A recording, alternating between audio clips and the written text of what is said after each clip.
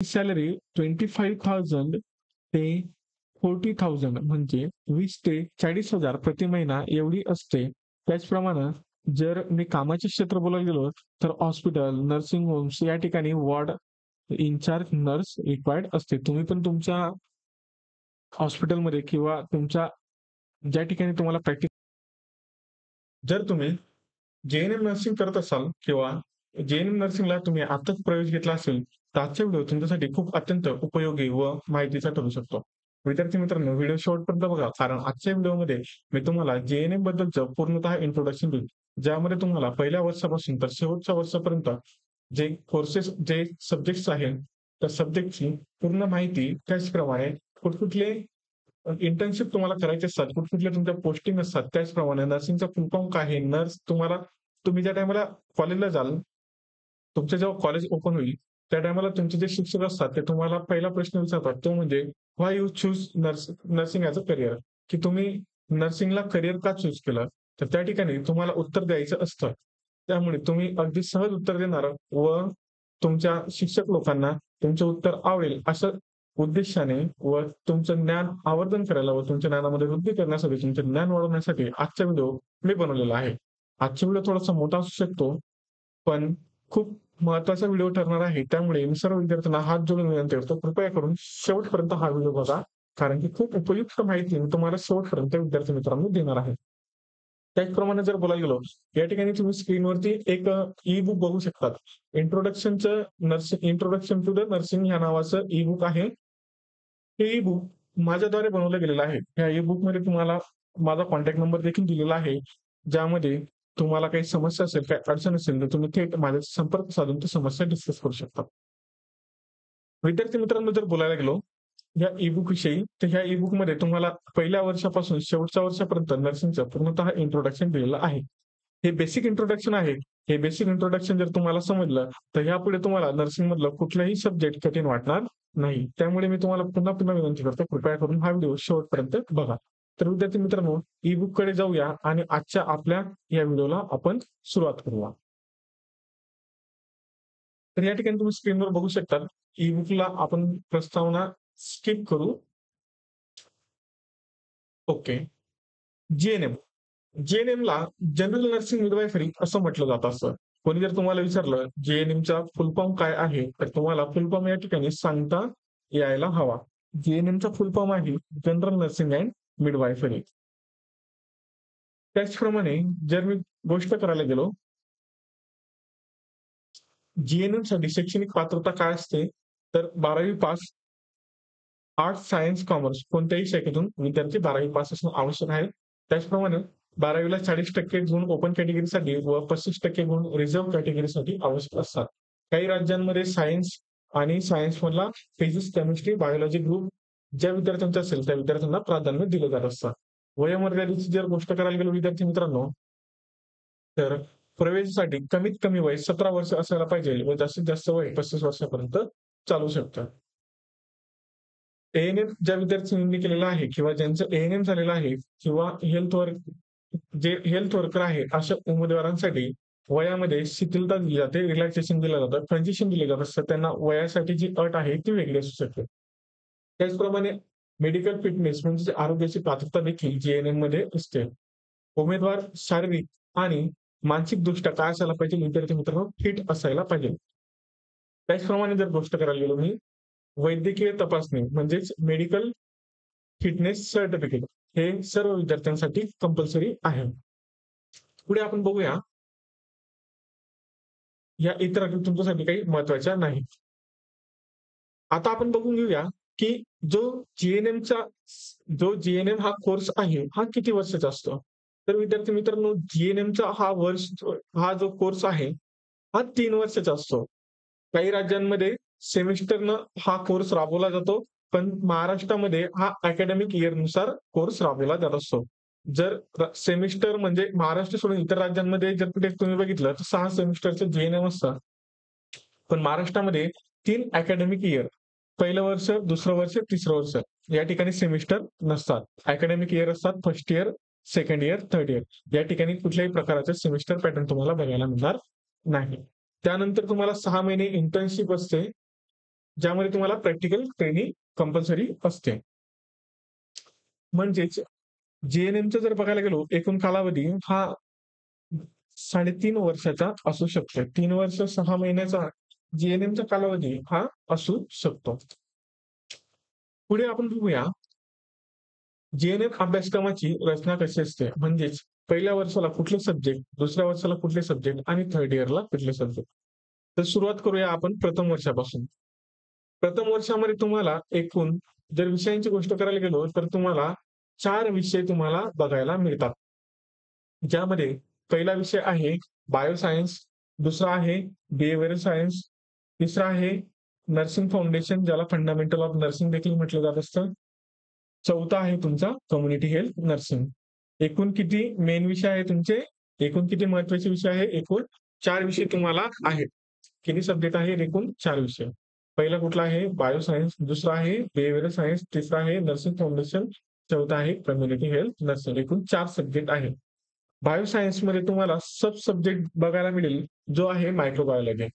Bioscience 3 विषयांपासून मिळलेला subject आहे, बनलेला एक सब्जेक्ट आहे. ते कुठले 3 विषय आहेत, अॅनाटॉमी ज्याला शरीर रचनाशास्त्र म्हटलं, दुसरा विषय आहे शरीर क्रियाशास्त्र ज्याला इंग्लिशमध्ये फिजिओथेरपी म्हणतात, आणि तिसरा आहे मायक्रोबायोलॉजी ज्याला मराठीमध्ये सूक्ष्मजीवशास्त्र असं म्हणतात.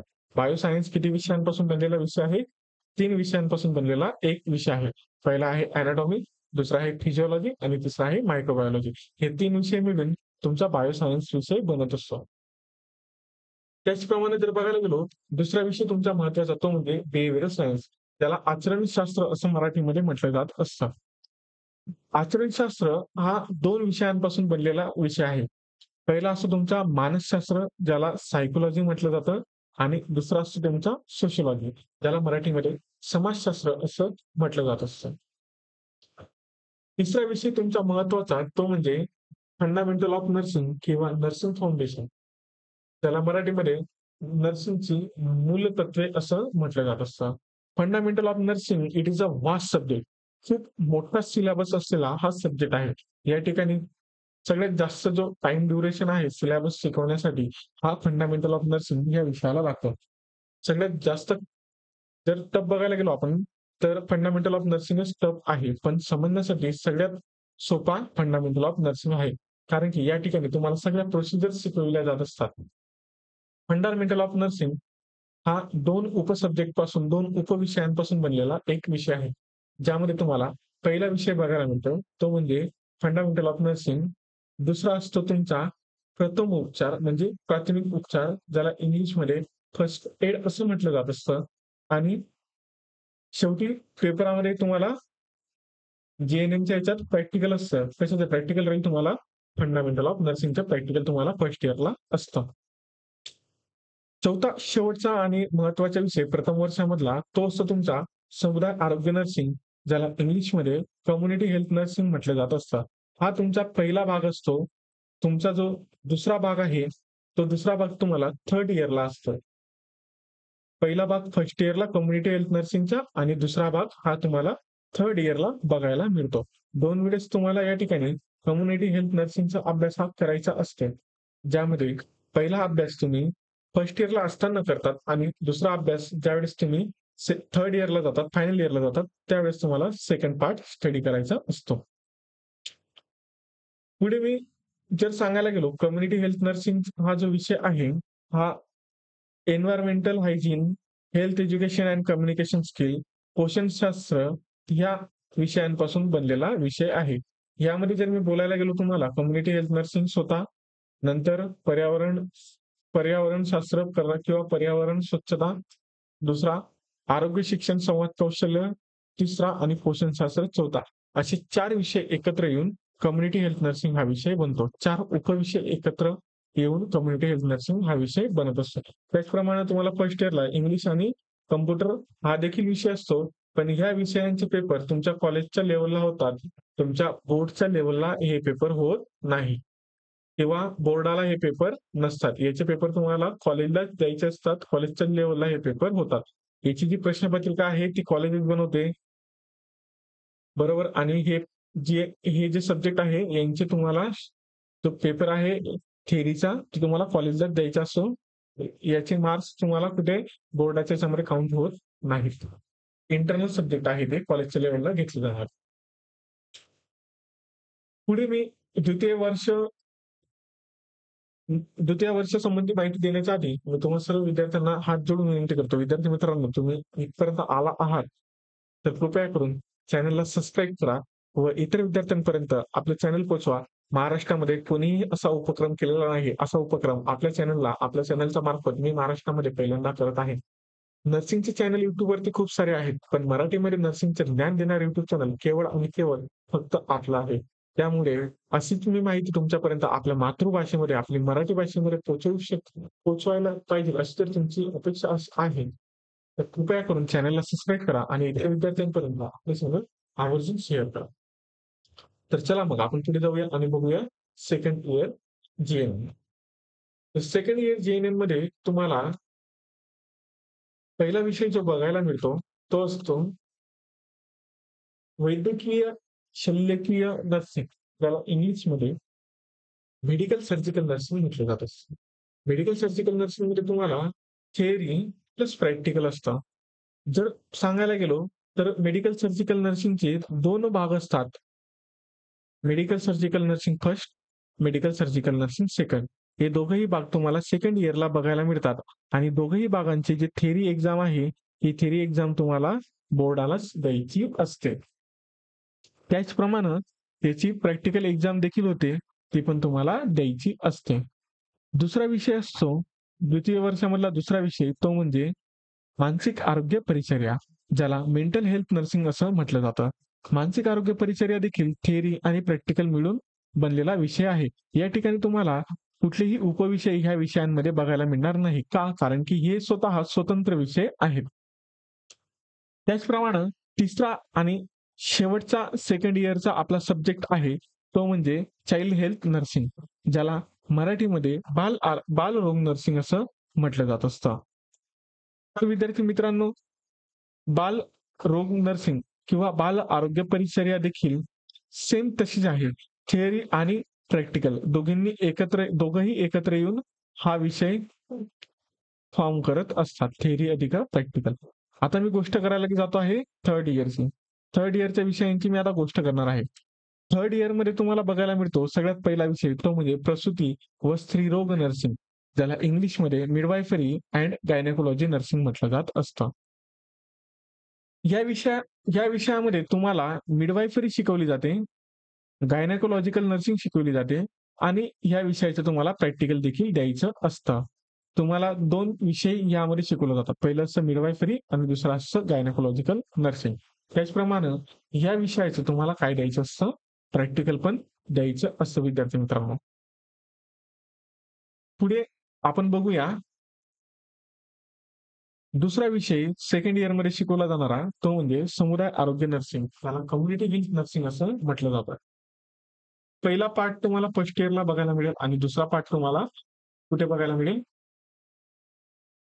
फायनल इयरला बघायला मिळेल. पार्ट 1 आपण फर्स्ट इयरला बघितला आणि आता दुसरा जो पार्ट आहे, हा दुसरा पार्ट आपल्याला लगेच कुठे बघायला मिळत आहे, हा दुसरा पार्ट आपल्याला फायनल इयरला बघायला मिळत आहे. त्याचप्रमाणे या ठिकाणी कम्युनिटी हेल्थ नर्सिंग हा जो विषय आहे हा स्वतंत्र राहील. जसं कम्युनिटी हेल्थ नर्सिंग फर्स्ट मध्ये तुम्हाला पोषणशास्त्र, कम्युनिकेशन एज्युकेशन, स्किल किंवा हेल्थ एज्युकेशन हे असे उपविषय होते. पण फायनल इयरच्या कम्युनिटी हेल्थ नर्सिंग मध्ये हे उपविषय तुम्हाला बघायला मिळणार नाही. कम्युनिटी हेल्थ नर्सिंग सेकंड हा स्वतंत्र विषय तुम्हाला या ठिकाणी बघायला मिळेल. हे 2 तुमचे महत्वाचे विषय राहतील. त्याचप्रमाणे तुम्हाला इंटर्नशिप देखील राहील, ज्या इंटर्नशिप मध्ये तुम्हाला नर्सिंगचं एज्युकेशन शिकवलं जाईल, रिसर्च शिकवला जाईल. त्याच्यानंतर प्रोफेशनल ट्रेंड्स म्हणजेच काय, जे आता प्रोफेशनल ट्रेंड्स आलेले आहेत नर्सिंगचे, हे शिकवले जातात. इंटर्नशिप मध्ये शिकवले जाणाऱ्या विषयांची आता आपण गोष्ट करत आहोत. त्याच्यानंतर administration and ward management of nursing, म्हणजेच काय, नर्सिंग प्रशासन व वार्ड व्यवस्थापन, हे देखील तुम्हाला इंटर्नशिप मध्ये शिकवलं जातं. तर हे एकूण किती विषय तुम्हाला आहेत? एकूण 2 महत्वाचे विषय तुम्हाला आहेत. एक मिडवायफरी आणि गायनेकोलॉजी आणि दुसरा आहे कम्युनिटी हेल्थ नर्सिंग सेकंड. आणि तिसरा विषय कोणता राहील तुम्हाला? नर्सिंग संशोधन, ज्याला नर्सिंग रिसर्च असं म्हटलं जात असतं. हे 3 विषय मिळून तुमचं शेवटचं 3rd इयर कंप्लीट होईल. पुढे आपण बघूया नर्सचा फुल फॉर्म काय असतो? नर्सचा फुल फॉर्म अगदी समजणारा इतका पण सोपा नाही. पण प्रत्येक विद्यार्थ्याने आपल्या आयुष्यामध्ये नर्सचा फुल फॉर्म असणं किंवा नर्सचा फुल फॉर्म माहिती असणं हे प्रत्येक विद्यार्थ्याला आपल्या आयुष्यामध्ये तितकंच महत्त्वाचं आहे, जितकं महत्त्वाचं आपल्या शरीराला ऑक्सिजन आहे. नर्सचा जर फुल फॉर्म बघायला गेलो, तर नर्समध्ये एन जो आहे, तो एन नॉबिलिटी म्हणजे सत्कर्मशीलता ज्याला मराठीमध्ये म्हटलं जातं, त्याच्यासाठी असतो. यू जो आहे तो अंडरस्टँडिंग म्हणजेच काय? तर समजूतदारपणासाठी यू असतो. आर जो आहे तो रिस्पॉन्सिबिलिटी म्हणजेच जबाबदारीसाठी जबाबदारीसाठी आर असतो. त्याचप्रमाणे नर्समधला जो यस आहे, त्या यसचा अर्थ सिम्पॅथी ज्याला मराठीमध्ये सहानुभूती म्हटलं जातं. तर शेवटचा ई जो आहे नर्सिंगमध्ये, तो इफिशियन्सी या इंग्लिश शब्दापासून बनला आहे, ज्याचा मराठी अर्थ असतो कार्यक्षम. तर असा नर्सचा फुल फॉर्म आहे. तुमचा जर पहिला दिवस असेल नर्सिंग कॉलेजला, तर तुमचे शिक्षक तुम्हाला उभं करून नर्सिंग किंवा नर्सचा फुल फॉर्म नक्कीच विचारतात. तर त्या ठिकाणी तुम्ही जर हा व्हिडिओ बघितला असेल, तर तुम्हाला नक्कीच नर्सचा फुल फॉर्म हा आवर्जून सांगता येईल. त्याचप्रमाणे मी जर नर्सिंगची व्याख्या सांगायला गेलो, तर नर्सिंग म्हणजे काय? नर्सिंग म्हणजे आजारी व निरोगी अशा दोन्ही प्रकारच्या व्यक्तींना त्यांच्या शारीरिक, मानसिक, सामाजिक व आध्यात्मिक गरजा पूर्ण करण्यासाठी दिली जाणारी शास्त्रशुद्ध, व्यावसायिक आणि करुणामूलक सेवा. याला काय म्हटलं जात असतं? नर्सिंग. नर्सिंगची जर इंग्लिशमध्ये व्याख्या मी बोलायला गेलो, तर या ठिकाणी मी कुठलंही पुस्तक ठेवलेलं नाही. जी मी फर्स्ट इयरला व्याख्या शिकलो होतो, तीच तुम्हाला थोडक्यात सांगतो. Nursing is a unique function of nurse that is to assist individual sick or well. Nursing is a unique function of nurse that is to assist individual sick or well. अशी इंग्लिशमध्ये नर्सिंगची व्याख्या आहे. या ठिकाणी इतर व्याख्या देखील दिलेल्या आहेत. तिथं मी पीडीएफ व्हॉट्सअप ग्रुपला टाकेलच, त्या ठिकाणी तुम्ही त्या पीडीएफ मध्ये इतर व्याख्या देखील वाचून घ्यायची. आता मी तुम्हाला जॉब ऑपॉर्च्युनिटी सांगेल आणि सॅलरी किती मिळते हे आपण आता व्हिडिओमध्ये डिस्कस करून घेऊया. तर सगळ्यात आधी आपण बघून घेऊया स्टाफ नर्स. सगळ्यात आधी आपण बघून घेऊया, जर तुम्ही स्टाफ नर्स म्हणून कुठल्या हॉस्पिटलला लागले, तर तुमची सॅलरी किती राहील? तर तुमची जी सॅलरी आहे ती स्टार्टिंग राहील 15,000 ते 30,000 प्रति महिना. तुम्हाला 15 ते 30,000 प्रति महिन्याला सॅलरी मिळू शकते व तुम्ही तुमच्या कामाचे क्षेत्र हे शासकीय रुग्णालय, त्याचप्रमाणे खाजगी रुग्णालय, government hospital and private hospital या ठिकाणी तुमचं कामाचं क्षेत्र राहील. त्याचप्रमाणे जर मी गोष्ट करायला गेलो, तर वॉर्ड इन्चार्ज नर्स जी असते, दुसरा जे पोस्ट आहे, जॉब ऑपॉर्च्युनिटी आहे, ती कशाची आहे? Ward incharge नर्सची.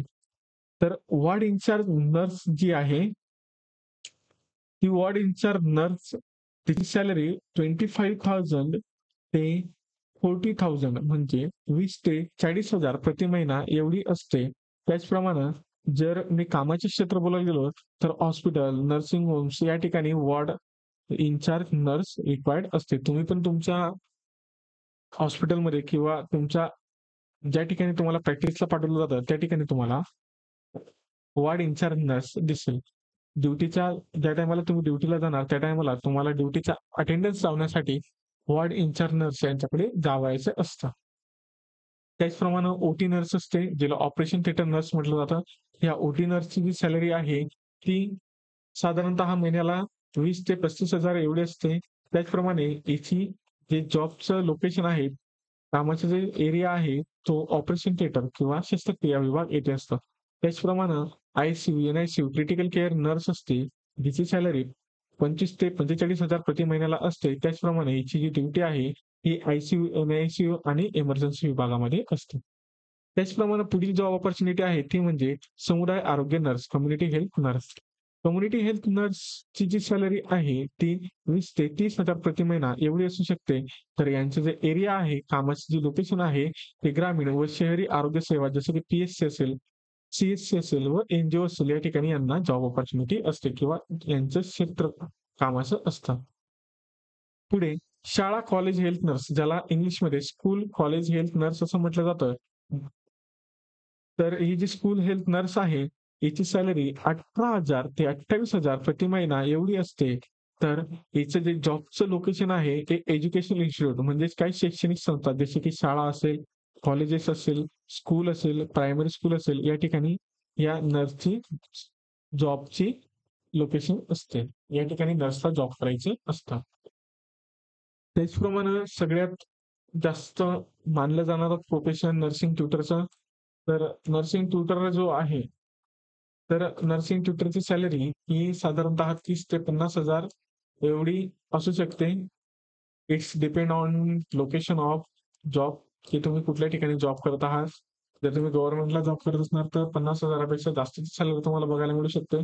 जर तुम्ही प्रायव्हेटला जॉब करत असणार तर 30,000च्या पण पेक्षा तुम्हाला कमी सॅलरी प्रायव्हेटला मिळते. ठीक आहे विद्यार्थी मित्रांनो. आणि तुमची जी जॉबची लोकेशन आहे, ती जॉबची लोकेशन नर्सिंग कॉलेजेस व शाळा या ठिकाणी असेल. ज्या ठिकाणी नर्सिंग कॉलेज आहे त्या ठिकाणी तुम्हाला जॉबच्या ऑपॉर्च्युनिटी असते. पुढे जर मी बोलायला गेलो तर पुढचं आहे आपल्यासमोर ते म्हणजे इंडस्ट्रियल नर्स. इंडस्ट्रियल नर्सचं जर मी गोष्ट करायला गेलो, इंडस्ट्रियल नर्स काय असते? तर इंडस्ट्रियल नर्सला औद्योगिक नर्स असं म्हटलं जातं.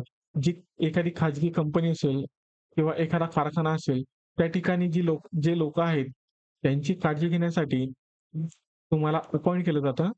त्या ठिकाणी तुम्हाला तिथले जे लोक आहेत त्यांची काळजी घ्यायची असते, त्यांना नर्सिंग केअर द्यायची असते. त्या नर्सला काय म्हटलं जातं? ती काळजी जी नर्स देते त्या नर्सला काय म्हणतात? औद्योगिक नर्स, इंडस्ट्रियल नर्स असं म्हटलं जात असतं. हिच्या सॅलरीची जर गोष्ट करायला गेलो तर जी इंडस्ट्रियल नर्स आहे, हिची सॅलरी 25,000 ते 40,000 प्रति महिना एवढी असू शकते.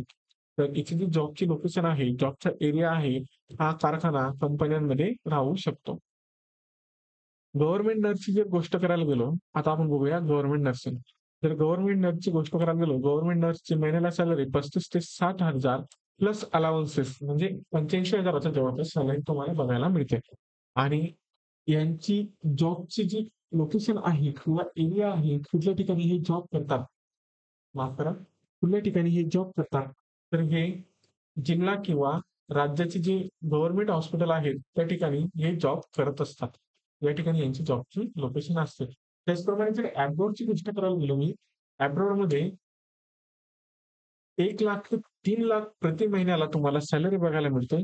या ठिकाणी UK, USA, Canada, Australia, gulf या यांसारख्या कंट्रीज सगळ्यात जास्त पे करणाऱ्या नर्सेसला सॅलरी देणाऱ्या कंट्रीज आहेत.